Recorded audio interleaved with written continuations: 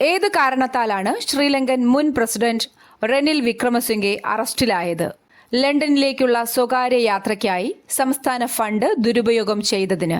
2022 കടുത്ത സാമ്പത്തിക പ്രതിസന്ധിയെ തുടർന്നാണ് റെനിൽ വിക്രമസിംഗെ ശ്രീലങ്കയിൽ പ്രസിഡന്റായി അധികാരത്തിലെത്തിയത്. Association for Democratic Reforms report പ്രകാരം ഇന്ത്യയിലെ ഏറ്റവും സമ്പന്നനായ മുഖ്യമന്ത്രി എൻ ചന്ദ്രബാബു നായിഡു. തിരഞ്ഞെടുപ്പ് രംഗത്ത് സുതാര്യത ഉറപ്പിക്കാൻ പ്രവർത്തിക്കുന്ന സർക്കാരിതര സംഘടനയാണ് ADR. ഈ പട്ടികയിൽ ഏറ്റവും കുറഞ്ഞ ആസ്തിയുള്ള മുഖ്യമന്ത്രി മമതാ ബാനർജിയാണ്. ബഹിരാകാശ കാലാവസ്ഥ പ്രവചിക്കുന്നതിനായി നാസയും IBMും ചേർന്ന് വികസിപ്പിച്ച AI മോഡലിന്റെ പേര് സൂര്യ. തലച്ചോർ തേനി അമീബ എന്നറിയപ്പെടുന്ന അമീബയുടെ ശാസ്ത്രീയ നാമം നൈഗ്ലേറിയ ഫൗളരി. ഈ അമീബ കാരണമുണ്ടാകുന്ന രോഗമാണ് primary amoebic meningo encephalitis.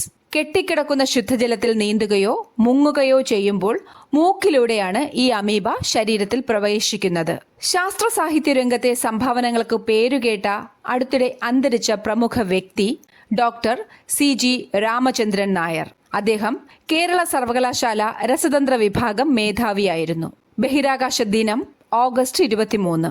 2025 August 23 ബഹിരാകാശ ദിനത്തിലെ പ്രമേയം ആര്യഭട്ട മുതൽ ഗഗൻയാൻ വരെ, പുരാതന വിജ്ഞാനം മുതൽ നൂതന സാധ്യതകളിലൂടെ.